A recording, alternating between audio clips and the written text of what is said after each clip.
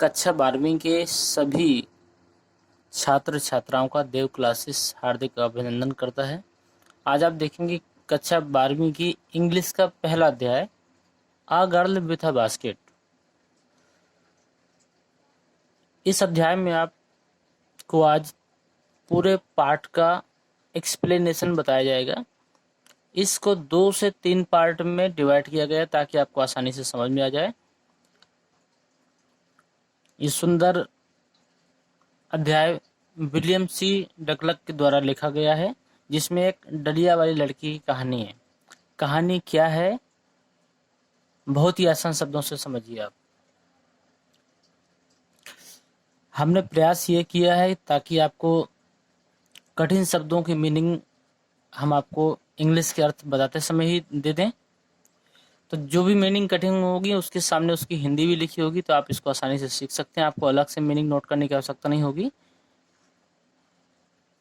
I had left New Delhi for the Himalayas.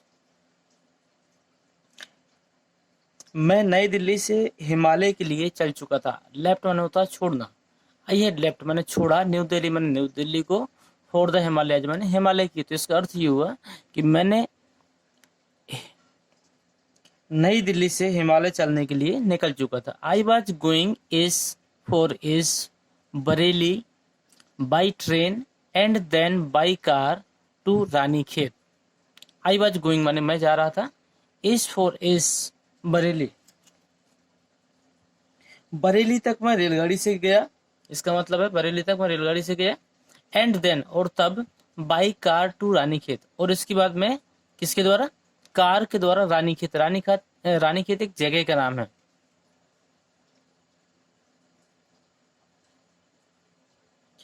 An old British army hill station located, जहां पर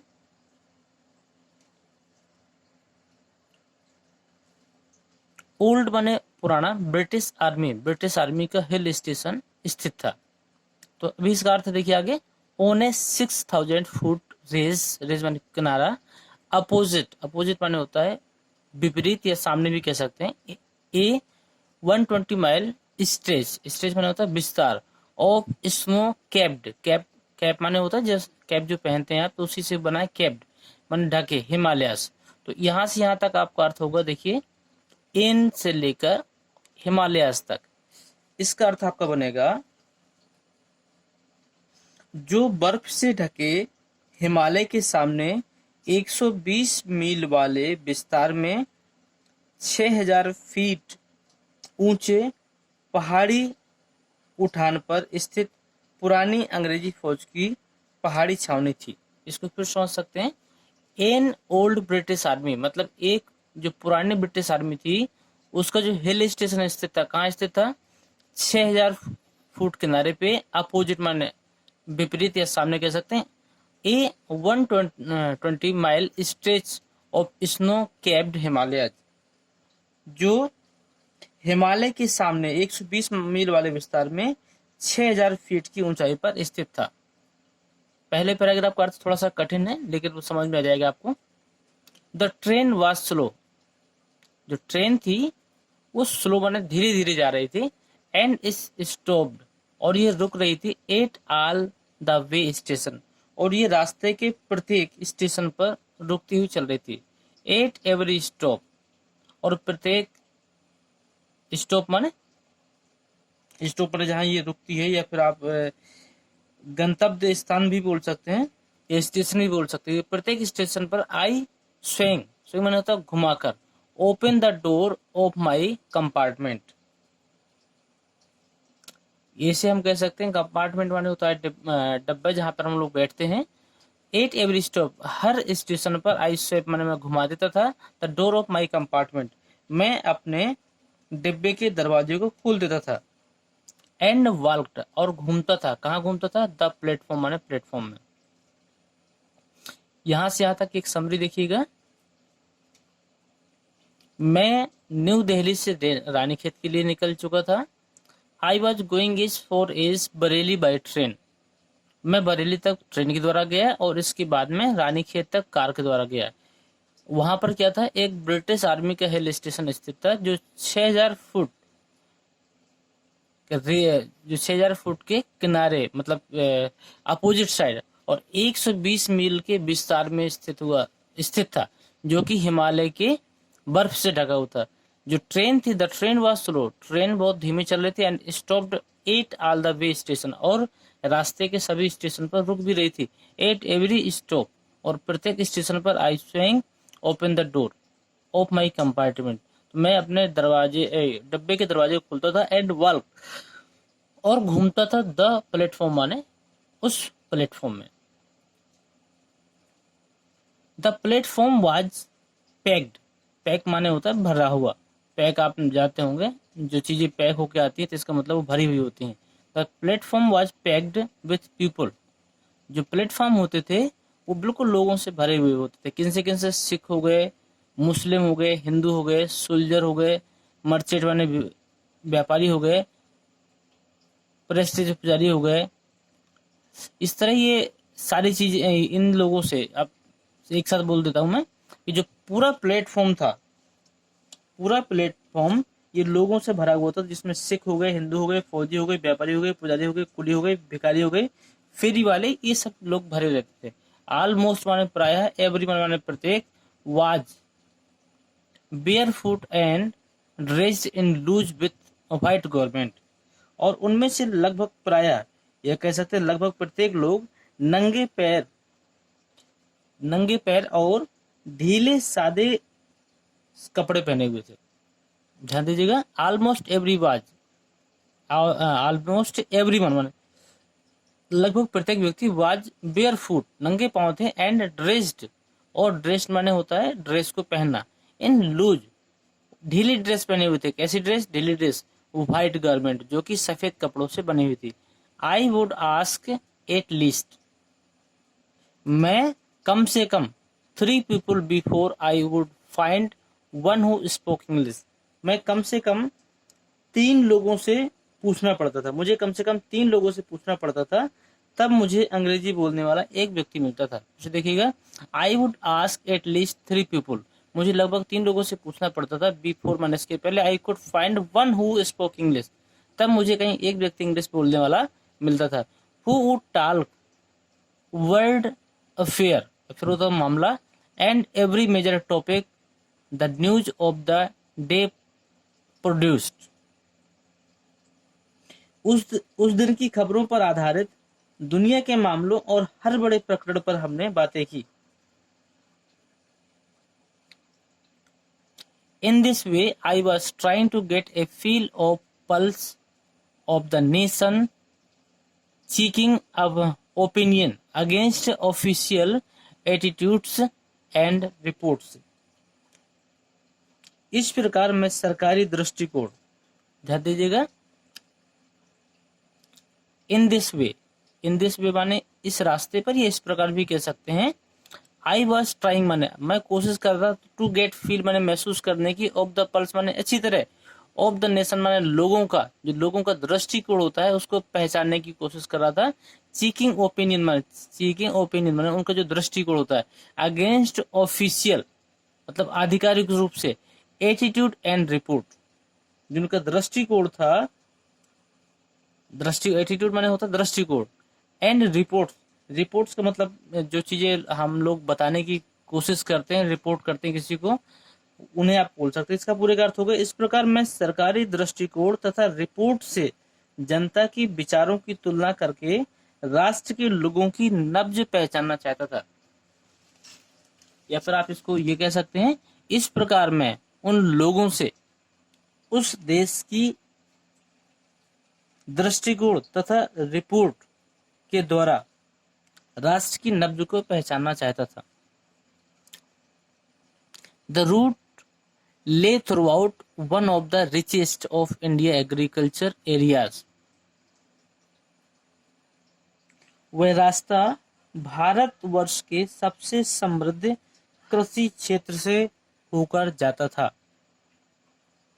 the root माने रास्ता, ले माने गया था, थ्रू आउट माने होकर, वन ऑफ द रिचेस्ट माने सबसे ज्यादा उपजाऊ, ऑफ इंडियाज एग्रीकल्चर एरियाज, और जो रास्ता था वो भारत की सबसे रिचेस्ट जगह से होते हुए जाता था।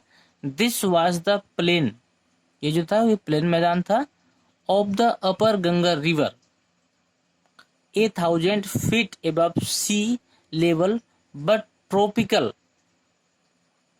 ट्रॉपिकल का मतलब होता है उष्ण, उष्ण कटिबंधीय जो एरिया होता है उपजाऊ क्षेत्रों के लिए। तो इतने का अर्थ आपको बनेगा, यह गंगा नदी का ऊपरी मैदान था, यह गंगा नदी का ऊपरी मैदान था जो समुद्र के स्तर से 1000 फीट ऊपर था। ये दिए गए ना, 1000 माने 1000 feet above the sea level, जो समुद्र तल से 1000 फीट ऊपर था, लेकिन उष्ण कटिबंधीय था। उष्ण कटिबंधीय का अर्थ क्या हुआ, इसका अर्थ ये भी निकाल सकते हैं कि अर्थात वहां पर लंबे समय तक खूब गर्मी व खूब बरसात पड़ती थी।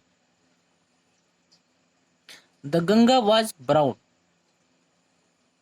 सिल्ट, ब्राउन का मतलब भूरा भी होता है, मटमैला भी होता है, नदी के लिए सिल्ट माने होता है मिट्टी, तलछट। सोलोन विथ फ्लड वाटर, फ्लड का मतलब होता है जब बाढ़ आती है, फ्लड वाटर, इट्स ओवरफ्लो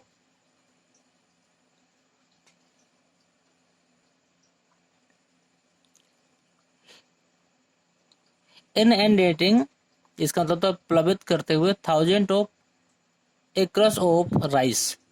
तो यहां से देखिए the Ganga was brown, Ganga का जो कलर था वो कैसा था, भूरा था।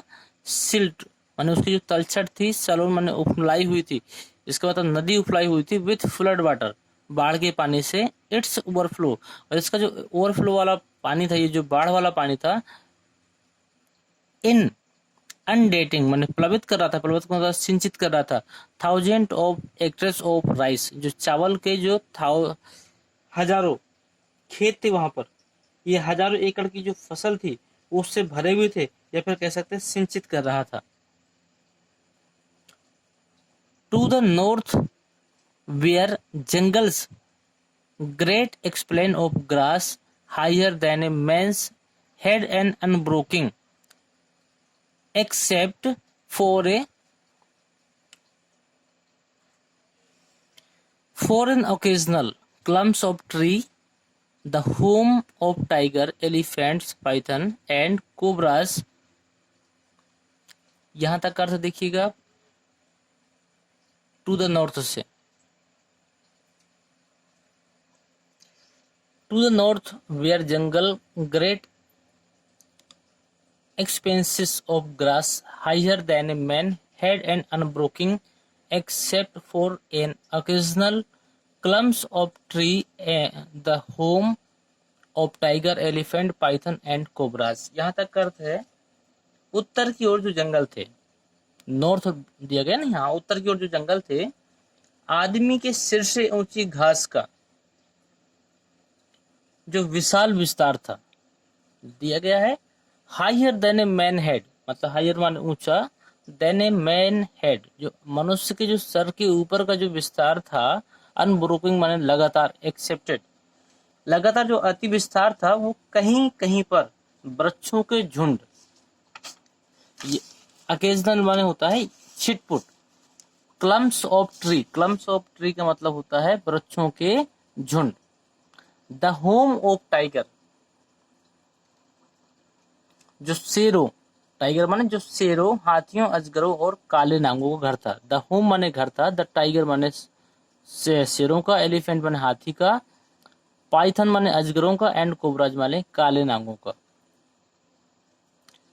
एवरीवेयर एल्स, एवरीवेयर माने प्रत्येक जगह, एल्स माने अतिरिक्त, there was flat land running to the horizon, horizon को था क्षितिज। यहां तक अर्थ देखिए, इसके सिवाय सब जगह सपाट मैदान, ये प्लेन कह सकते हैं, सपाट मैदान क्षितिज तक फैला हुआ था। होरिजन माने होता क्षितिज, क्षितिज तक फैला हुआ था। बट डोटेड, लेकिन जो डोटेड माने होता चिन्हित, here and there, here and there माने यहाँ वहां, by the sacred, banyan tree, banyan tree का मतलब था बरगद के पेड़, और by rows of pakar trees, यहाँ तक का अर्थ देखिएगा बट डॉटेड से लेकर। लेकिन कहीं कहीं पर इधर उधर जो पवित्र बरगद का वृक्ष होता है या पाकड़ के पेड़ की पंक्तियां थीं, जिनका आकार एक एलम वृक्ष की भांति था।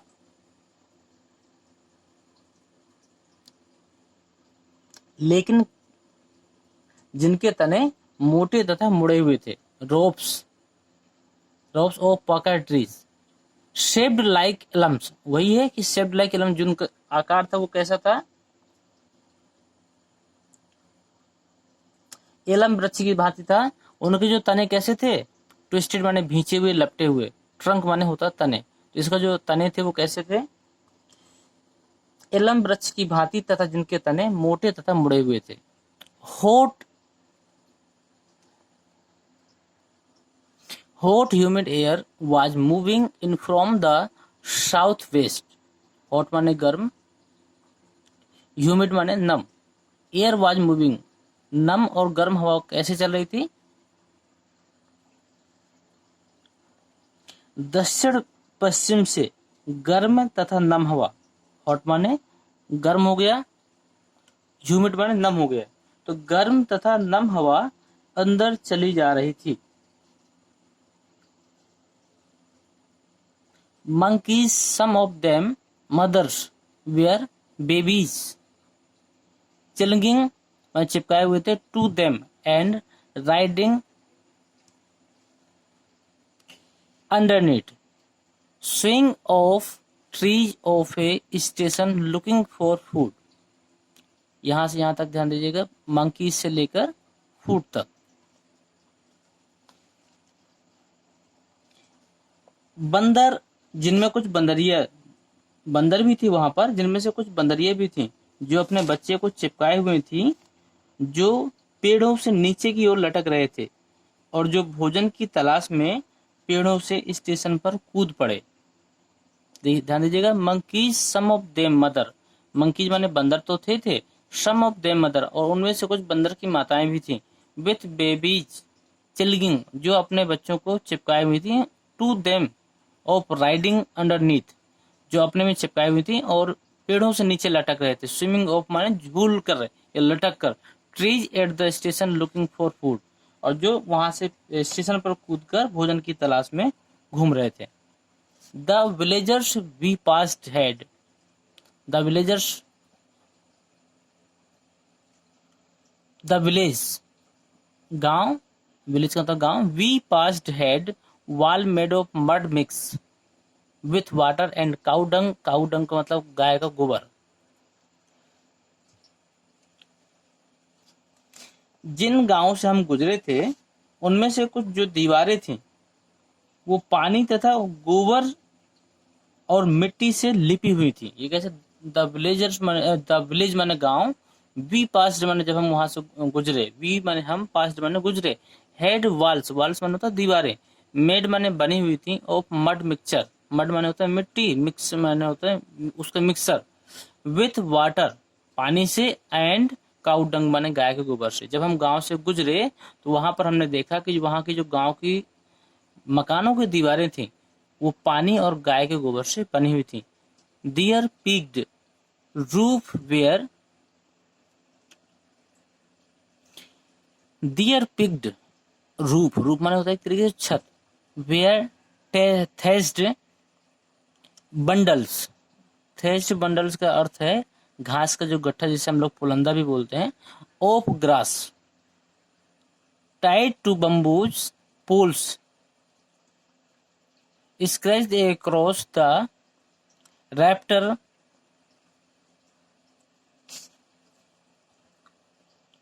that they the pumpkin vines that grew over them were in balloon twinkling streak of yellow over drab walls।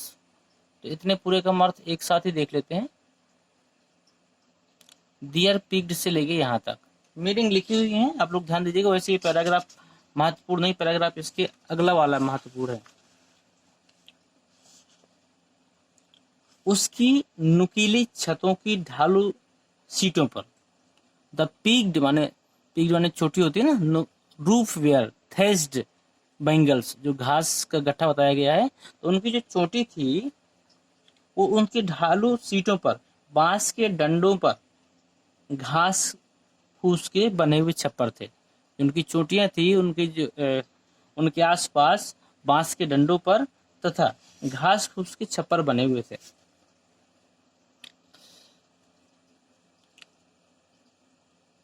That day, ये पुलकिन, यहां से यहां तक कर देखिएगा। उस दिन उन भद्दे दीवारों पर उगी हुई कद्दू की बेलें फूलों से लदी हुई थीं तथा उन मटमैली दीवारों पर लंबी पीलियां धारी बना रही थीं। ये थोड़ा सा यहाँ तक अर्थ कठिन है, लेकिन ये अर्थ आपको उम्मीद है समझ में आ गया होगा। एक एक अक्षरों की मीनिंग दी गई होगी। अगला जो अर्थ है पैराग्राफ का, वो आपका मोस्ट इम्पोर्टेंट है, उससे आपको ध्यान से देखना होगा, जो हम आपको अगले वीडियो में बताएंगे। इसी का अर्थ एक बार फिर से देख लीजिए। इस पूरे पैराग्राफ का थोड़ा सा कठिन था, लेकिन एक बार हम फिर से देख लेते हैं। यहां से यहां तक, डियर पीक्ड माने उनकी जो चोटी थी, रूप में चोटी, वेयर थेस्ड बंडल, जो चोटी थी वो घास के बंडल से बनी हुई थी, of grass tied of bamboos pole scattered, जो बांस के खंभों के सहारे उसके चारों छप्पर बना हुआ था। दैट डे माने उस दिन, the pumpkin vines that grew over them were in balloon, और जो उस दिन जो कद्दू की लताएं थीं, इसको काशी फल भी बोलते हैं, उस दिन जो कद्दू की लताएं थीं वो भद्दी दीवारों पर उगी हुई थीं तथा बेलों पर फूल लदे हुए थे। जो लताएं थीं, वाइन्स में लताएं थीं, that grew over them were balloon, वो बिल्कुल हरी भरी थी, बिल्कुल लदी हुई थी। ट्रिंकलिंग स्ट्रिक, जो उसकी धारियां थीं, of yellow over drive walls, उन मटमैली दीवारों पर, जो उनकी जो लताएं थीं वो मटमैली दीवारों पर लंबी पीली धारियां बना रही थीं। उम्मीद है कि अर्थ आपको समझ में आएगा। एक एक अक्षरों की मीनिंग बताई गई है। वैसे ये पैराग्राफ जो थे परीक्षाओं की दृष्टि से कम महत्वपूर्ण है, लेकिन इसका जो दूसरा पार्ट है वो मोस्ट इंपोर्टेंट है, तो उसको देखना बिल्कुल ना भूलिएगा।